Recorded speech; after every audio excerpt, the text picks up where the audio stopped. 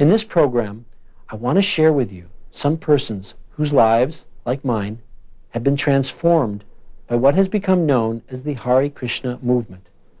Although the movement is anything but new, it was unknown in the Western countries until His Divine Grace, A.C. Bhaktivedanta Swami, Srila Prabhupada, came to the shores of America on a freighter at the advanced age of 70 years old.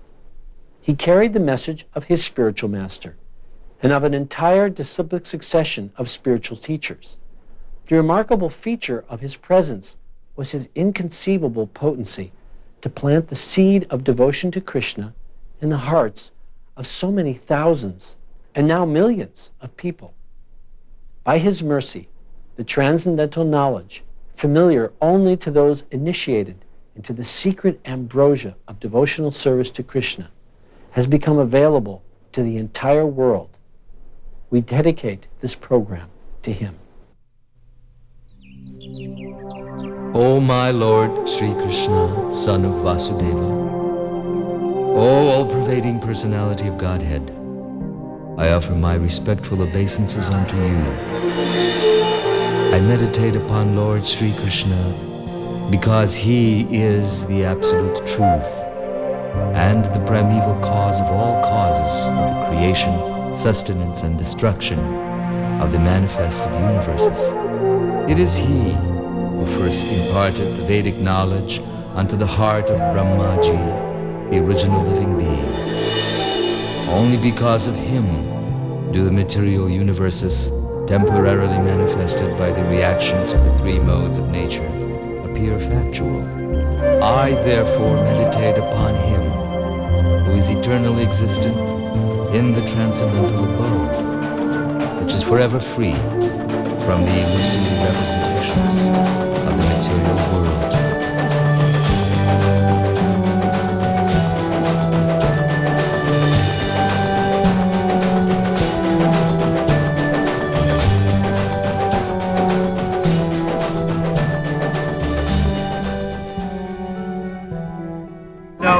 Reminder, if you're in the very front, you're all the real colorfully dressed and beautifully attractive Vaishnavas and Vaishnavis here, so please, remember it's a big praise, so we need to smile nicely and chant loudly, okay?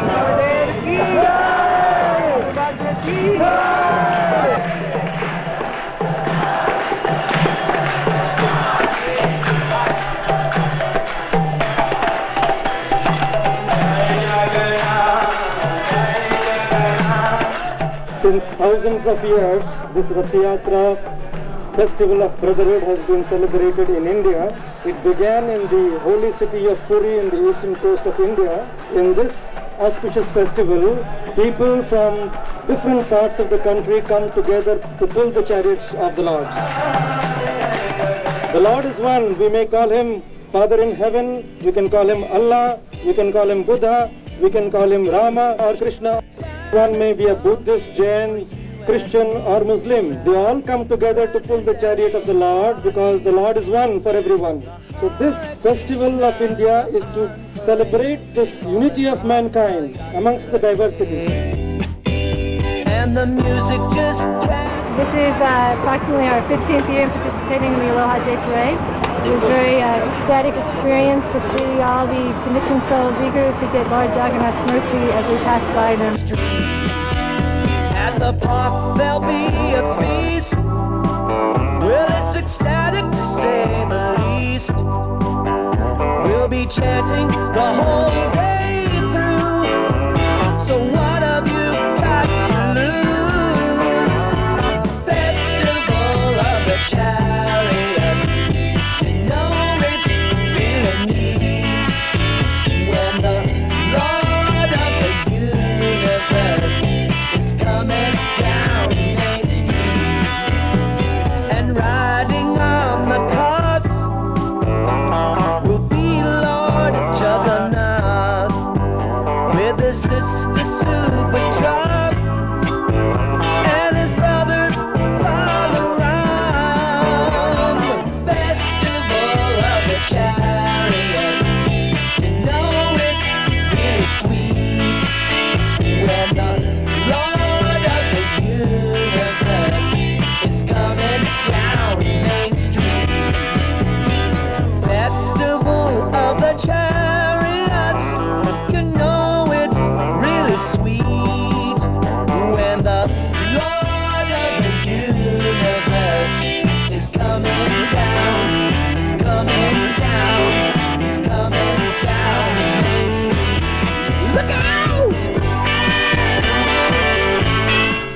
Whenever one develops faith in me, one should worship me in that form. I certainly exist both within all created beings and also separately in my original form, since I am the Supreme Soul of all.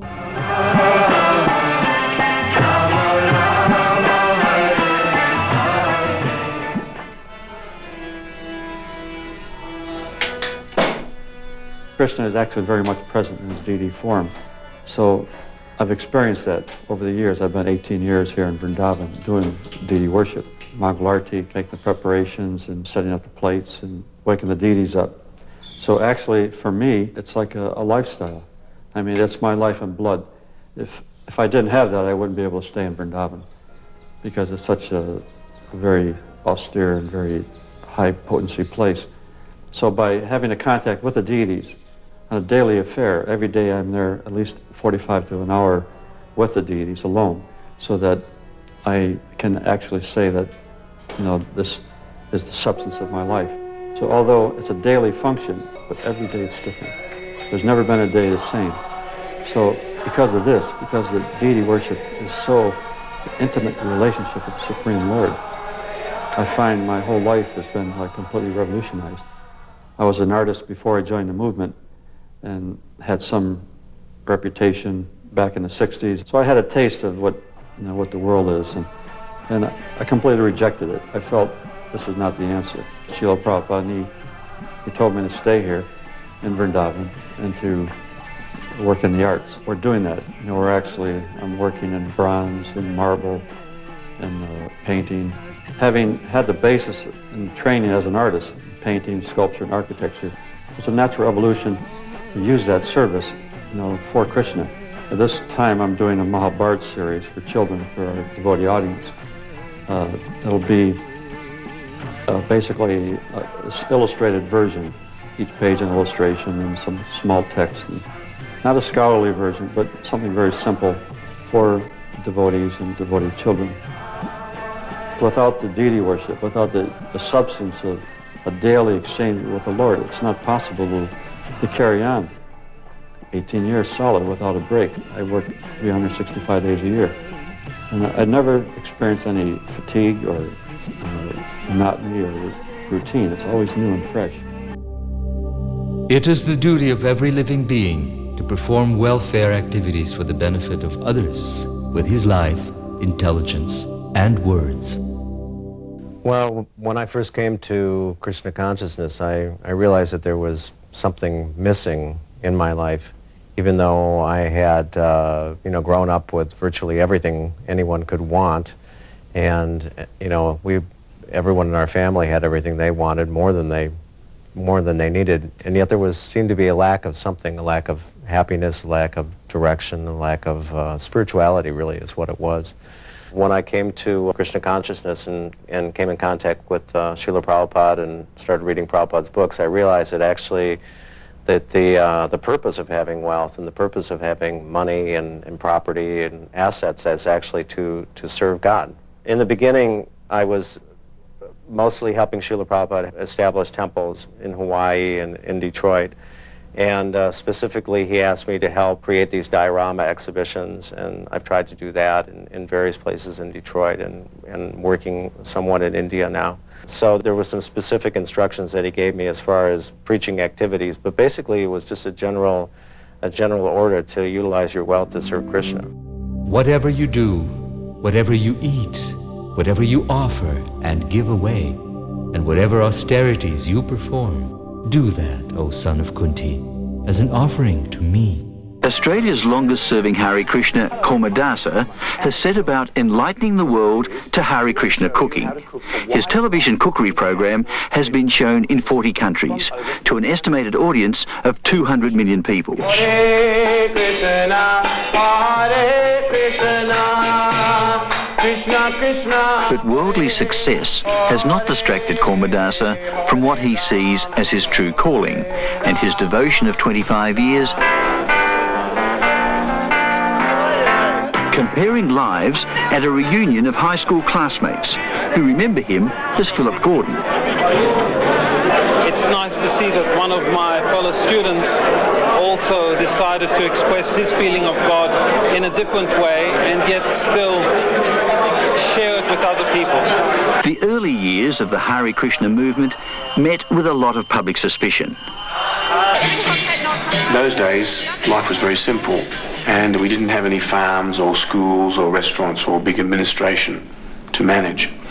These days we have all those things. Kormadasa has come a long way since then. He has taught and demonstrated his cooking in schools, colleges and restaurants from London to Warsaw, Delhi to Beijing.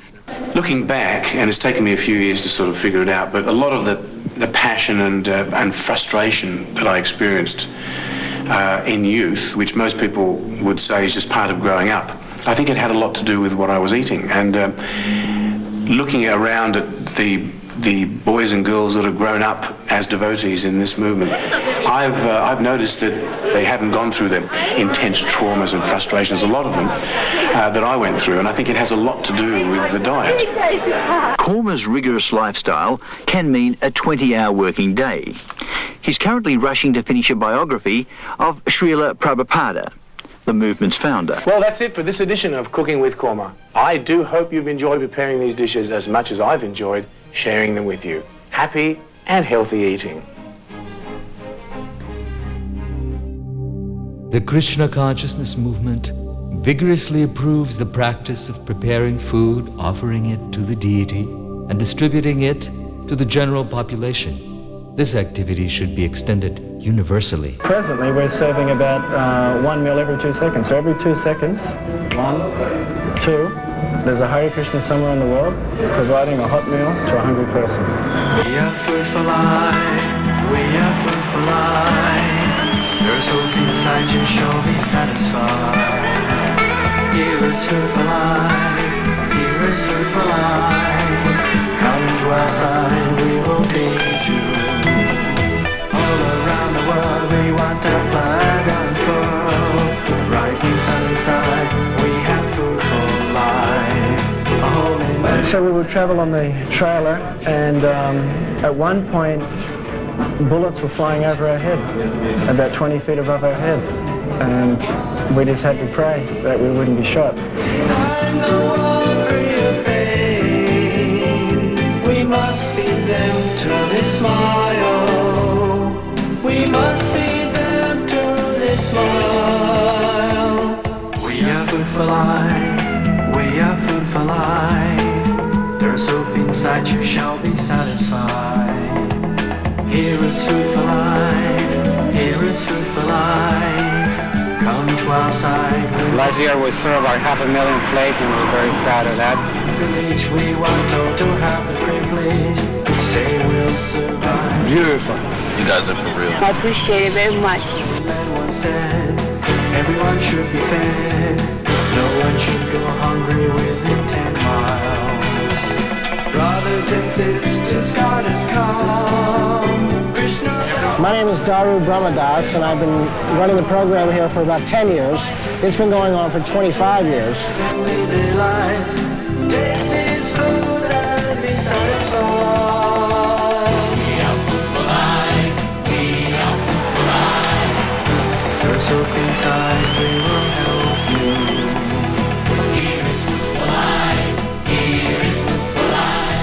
Last night, Saturday night, 5 people killed here, but we are trying to distribute prasad in this place. Everybody love us. Come to our side, we will feed you. We are food for life. We are food for life. There's hope inside, we will help you. Here is food for life. Here is food for life. Hello again from Mnet Cares, coming to you this week from Durban. We're here to investigate a new concept. We've all heard about nuclear-free zones and smoke-free zones. But how about a hunger-free zone?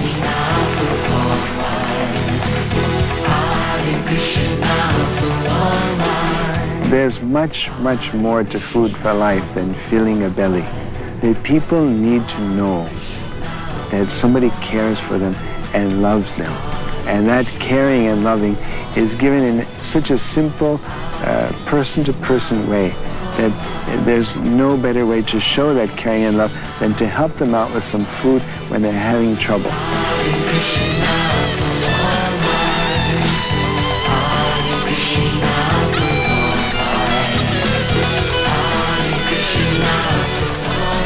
That is the spirit of Masakana, of building one another together.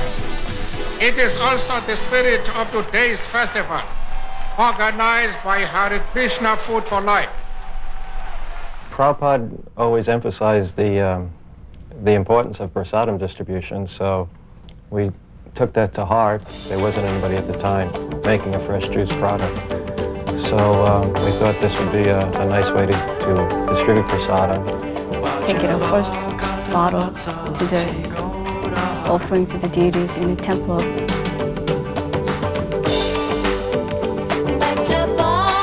For the people to associate the name Govinda with something that's fresh, pure, very first class. I knew that Prabhupada said you could change the world through prasadam, so it inspired me in my service. I've been living on my own in Sarasota, and I opened a restaurant in November of last year.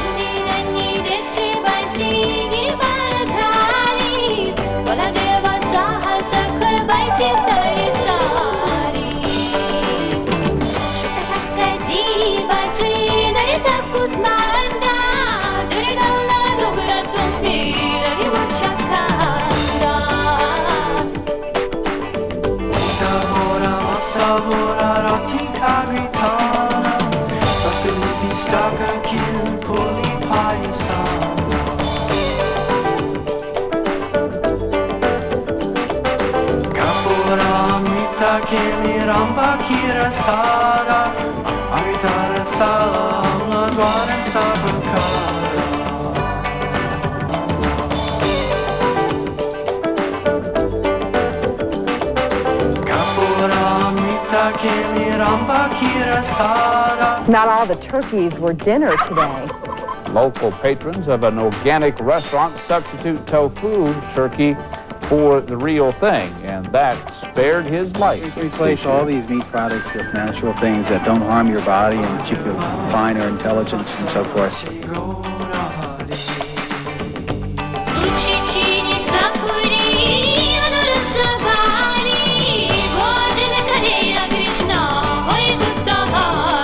I could experience people expanding their consciousness, just changing the way they were simply by eating prasadam. We have been doing this program for many years, and people appreciate our service. In a sense, the bakery is like a temple. By making offerings to the spiritual master, we feel unified with all the devotees here and everywhere. So open restaurants in any part of any city and make nice delicacies. Let everyone be satisfied. The renunciation of work and work in devotion are both good for liberation.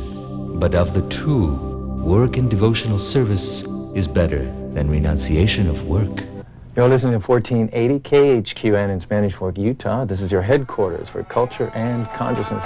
Let me remind one and all that tomorrow is our annual Festival of India. Last year's event drew 5,000 participants, and most of those will be back, I think, tomorrow with their friend.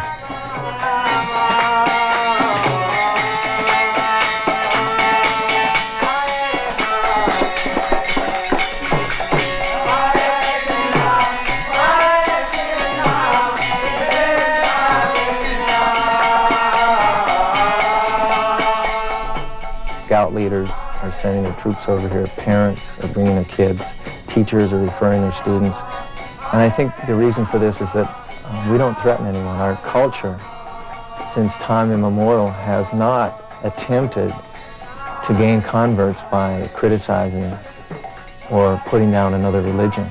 We basically respect and accept all religions, but feel we have something to add.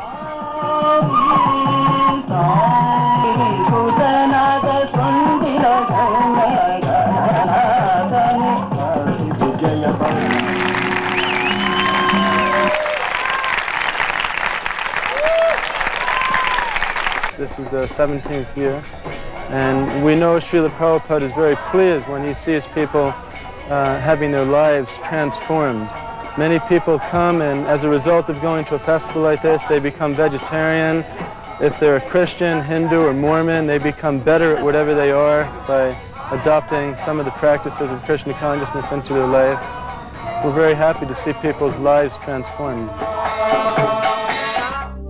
Therefore, the doubts which have arisen in your heart out of ignorance should be slashed with the weapon of knowledge. It was Prabhupada's idea from the very beginning that the Krishna Consciousness Movement belonged among the leadership of this world, that it had to be most respectable. We can become a member of this graduate theological union. Then they can get a degree recognized by the state of California, so they can teach in universities all over the whole country. That I want. Do it. Yes. The Graduate Theological Union in Berkeley is perhaps the most important graduate religious studies school in the Western United States. Certainly it has the largest theological library in the Western United States. They have many levels and kinds of joint programs with the University of California at Berkeley, which is one of the top universities in America, if not the world.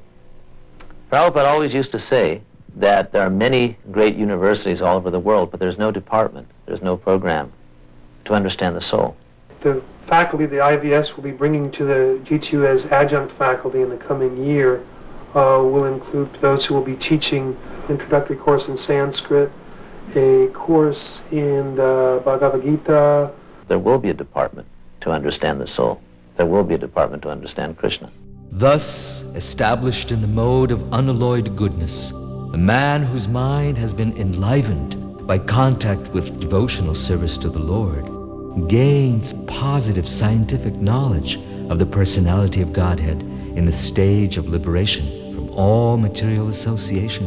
In 1984, I was given an assignment by the Bhaktivedanta Book Trust to work with Sadhaputta Prabhu, Richard Thompson, on a magazine that would present the basic Vedic perspective on different issues in modern science to a popular audience.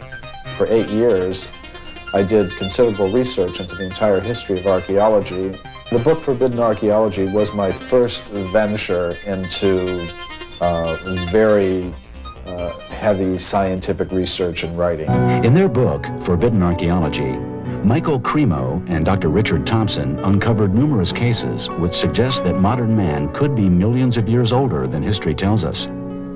According to most standard accounts, human beings, like ourselves, have only been around 100,000 years or so. But the evidence that we catalog in Forbidden Archaeology takes human history back tens of millions, even hundreds of millions of years. From the very beginning, we wanted the work that we did in Forbidden Archaeology to reach not only the scientific world, but also the general public. Therefore, we made an abridged edition of the book called The Hidden History of the Human Race. The hidden history of the human race is something that is in direct opposition, I guess, to the Darwinian theory of evolution. There was a lot of planning that went into that to make it happen, but that was all inspired by the desire of Srila Prabhupada, who wanted that to happen. And that is very satisfying to me. A person who is constantly engaged in reading literature, enunciating the cultivation of Vaishnava devotional service, is always glorious in human society, and certainly Lord Krishna becomes pleased with him. I was quite skeptical about my ability of doing devotional service because I was the first Chinese devotee. I was by myself, and seemingly nobody was supporting what I was doing. It was a cultural shock, but somehow I kept going. Prabhupada gave me direction that I should translate his books into Chinese. Then I gradually learned, and at the same time introduce Bhakti Yoga into the Chinese-speaking people. From that time onwards, we expanded our temple. We have regular deity worship. We have programs for the Chinese communities. We have lectures, we teach yoga, and we also have a restaurant.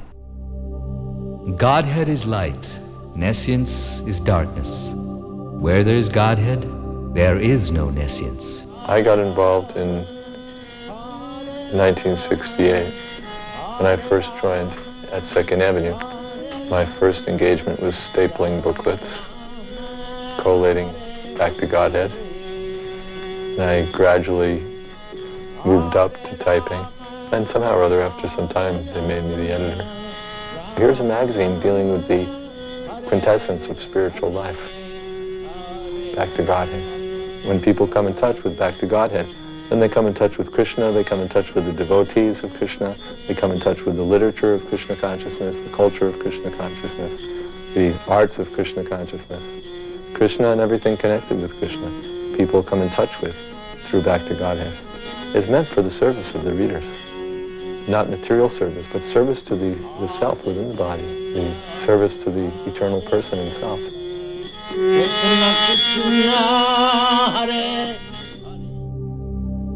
I wish that all of our Krishna conscious literatures may be available to men of all languages throughout the world.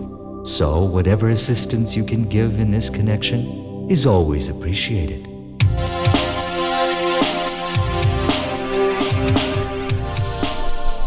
Our main goal is to see all of Srila Prabhupada's books translated and printed as quickly as possible for all the languages of Northern Europe, Central Europe, and the former Soviet Union. Krishna Krishna Hare Hare Hare Rama Hare Rama Rama Rama Hare Hare Hare Krishna Hare Krishna.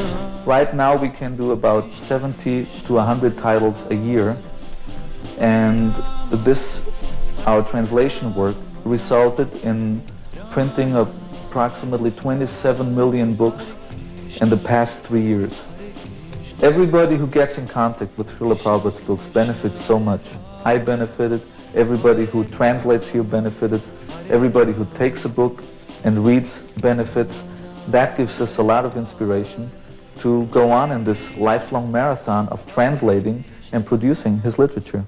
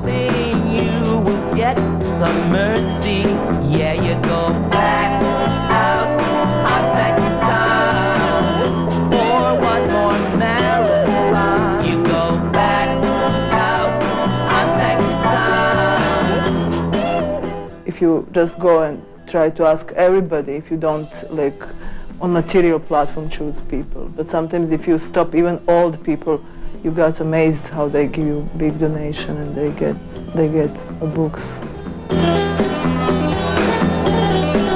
I feel very grateful to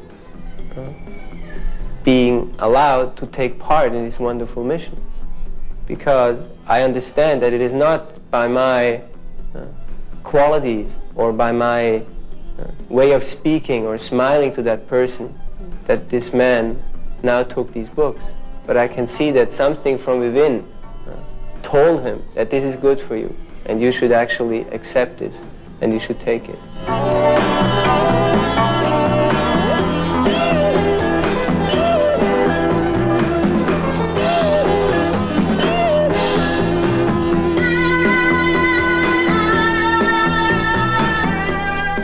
Being a book distributor is a great challenge because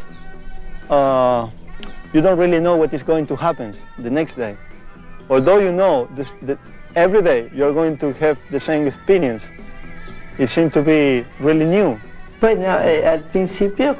used to wonder why I was very sad and my two sons were very happy. And so I started reading Prabhupada's books, and my two sons began preaching to me and convinced me to become a devotee of Krishna. So I'm very glad to have two sons who are devotees of Krishna.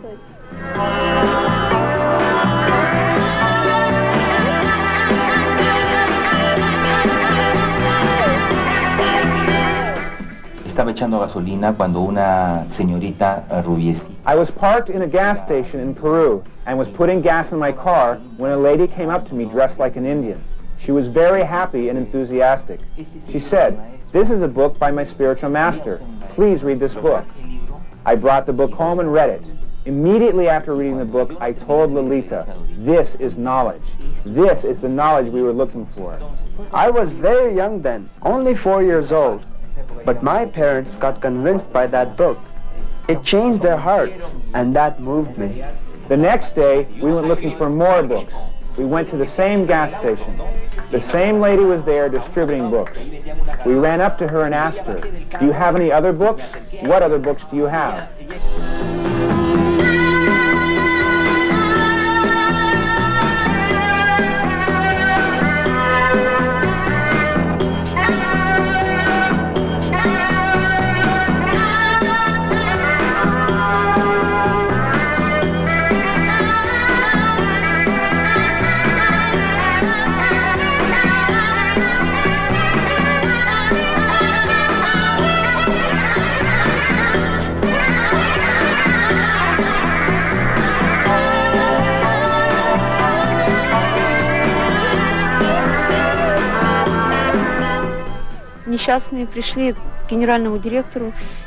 When we approached the financial director again, he refused to meet us. We went back to the general director to tell him about the situation. All of a sudden, this very peaceful, gentle person stood up from his chair in a very determined way and said, "Let's go." This leader was exceptionally special. He told us that he is convinced that the production of the enterprise is directly connected with people reading these books, and that's why he was so persistent in helping us.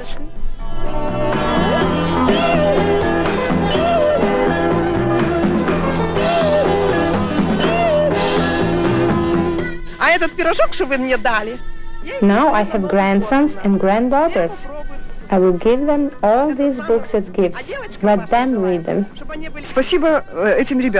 Thanks a lot to these young people who come here and so kindly give us this knowledge. There is so little kindness in this world. You are planting this kindness in people's hearts. After being in contact with knowledge like this, I become more soft-hearted. I am planning to read these books. Then we will see. Maybe they will convince me to believe in God. These books have eternal values, which are important for everyone to know, whether they are Hare Krishnas, Christians, Muslims, or any other type of transcendentalist.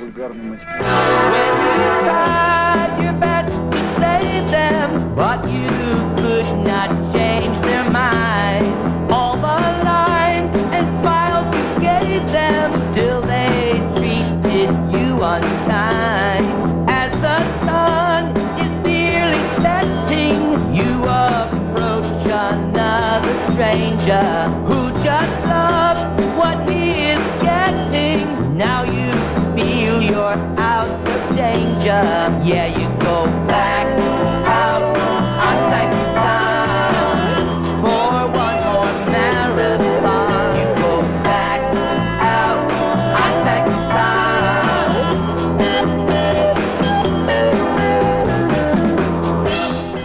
My ambition is to spread these books far and wide all over the world, so that everyone shall read at least one of our books, and that will change his life. Bhakti Marg Swami began his cross-Canada tour last April in Vancouver. He averages about 50 kilometers a day. His message is simple. Canadians should think more about the spiritual side of life. I'd like to see Canada become a little more stable, cohesive. On the roads of Canada, Bhakti Marg says people have given him food and offered him rides. Bhakti Marg hopes to reach St. John's, Newfoundland before Christmas. And although his trek ends there, he says his spiritual journey will continue. When you're on foot and you're going long distances, you're forced to meet people and to talk to people. And that's what I think I've gained from this walk, is the opportunity to make a lot of friends and allow people to come that much closer to Krishna. Padayatra is like the continuation of Mahaprabhu's walk 500 years ago. At that time he walked within India, but now he's going beyond the boundaries. When Prabhupada found out how we were doing nicely in the villages, especially how we were depending on Krishna, and inviting people, chanting and speaking to them, and towards the end make them sit down and feed prasad. Prabhupada was so pleased. Hare Krishna, Krishna Krishna Hare Hare, Hare Rama, Hare Rama, Rama Rama, Hare Hare.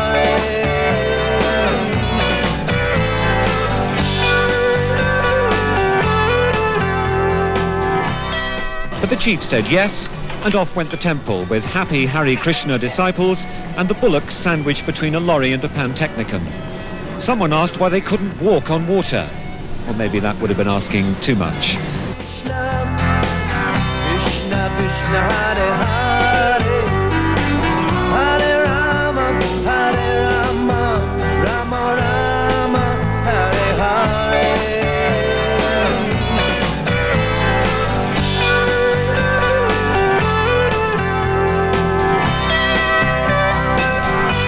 This Sankirtan movement is the prime benediction for humanity.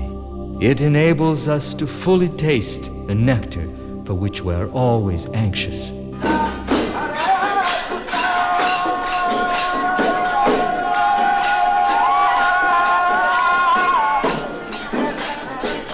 Sankirtan is the most important part of the people here in Manipur. In general, anybody, any family in Manipuri, they have to perform the Sankirtan for any function, for any of their lively duties.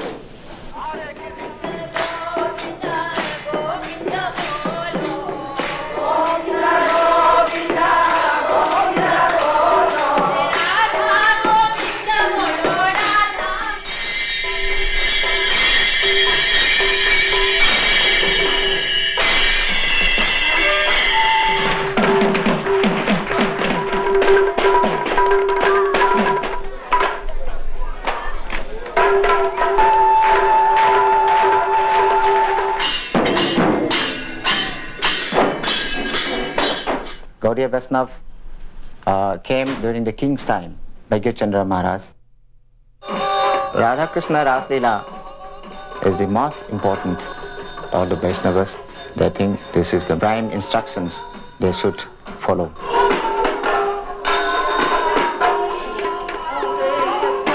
So the result of what is seen today is a entirely due to the inspiration and guidance of his divine grace. A.C. Bhaktivedanta Swami Prabhupada.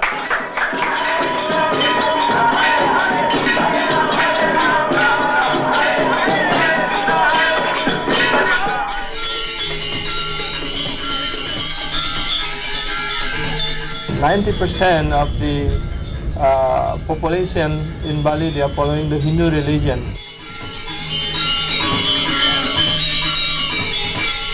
The chanting of the holy name doesn't known by the people here until the coming of the devotees. So we spreading many books, especially here in Bali and also in other islands. The devotees are increasing. So far as the dancing goes back many thousands of years, and it is a very nice type of dance because it is dramatical dance. It's a dance which displays the pastimes of Lord Rama and Lord Krishna, and therefore one becomes Krishna conscious by watching these beautiful dances.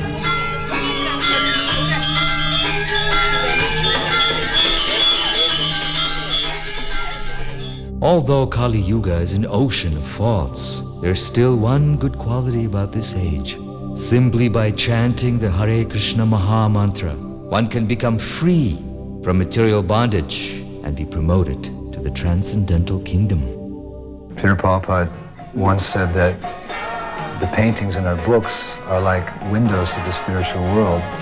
So I feel that by seeing the Harinam party, they're looking through that window and they're actually seeing the spiritual world in action. I've tried to develop that aspect where I'm preaching in the world, particularly in Poland and Russia. Wherever I go, I try to emphasize that aspect of chanting and dancing and developing it. We try to encourage the people to join us. It's not just a show out there, but we're trying to bring people into the spiritual world. So we'll invite them to dance with us. It is a way that people can actually see the dynamic, blissful nature of the spiritual world.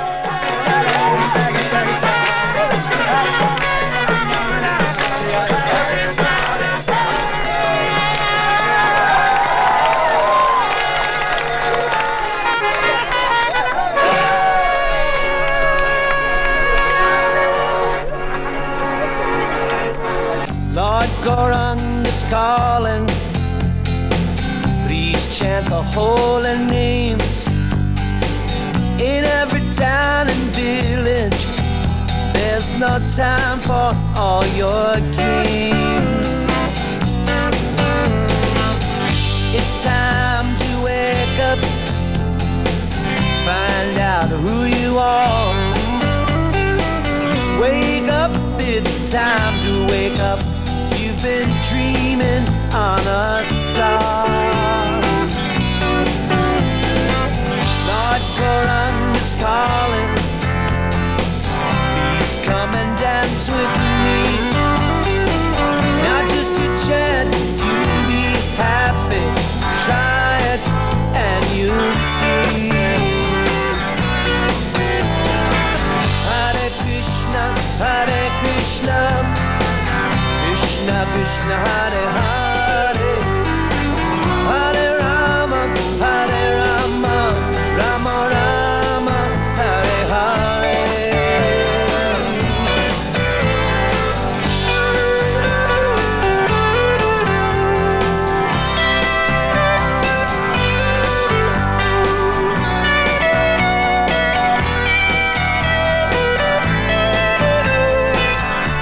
Martin Luther King had a dream. And of course, we believe in that dream because we would also like to see everyone come under one banner, under one guise, under the banner of God, Krishna. So we want to get out there and propagate that understanding. There's no time for playing games. You know it's time to wake up, find out who you are. Wake up, it's time to wake up. You've been dreaming on a star. Lord Gauranga is calling, please come and dance with me. And if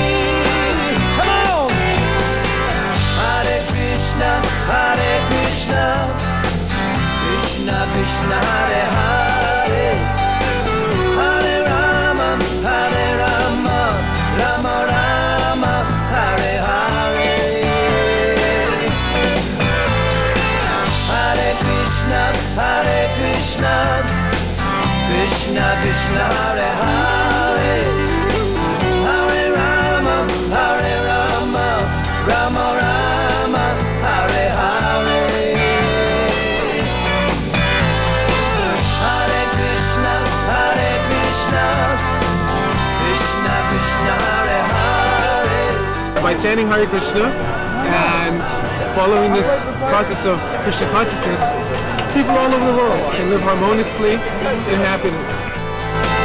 Lord Gauranga is calling, please come and dance with me.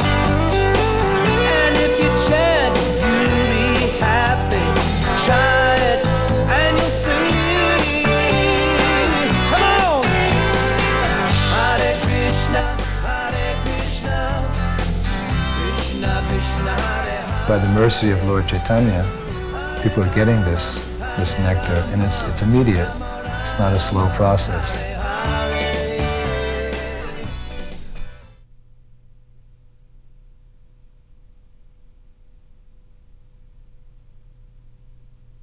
In a capsule, what is the movement? Movement is to awaken God consciousness of the human being.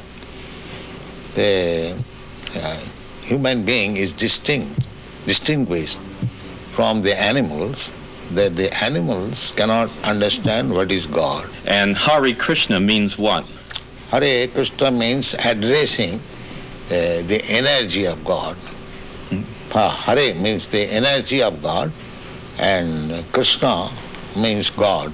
Do you feel that in getting truths from various places like the Bible and the Quran and so forth, don't you run into conflicts at all or contradictions in those particular philosophies? No, I don't find any conflict because the ultimate goal is God. So you have to understand God and try to love Him. If everyone in the United States believed in Krishna to the extent that you do, what would happen to this country? How would it be transformed? Very, very happy and peaceful. If you want to know the value of this movement through science, philosophy, we have got enough ingredients to supply. Otherwise, it is simple, very simple. Simply chant these mantras. Hare Krishna, Hare Krishna, Krishna Krishna, Hare Hare, Hare Rama, Rama Rama, Hare Hare. And everything will be manifest to you.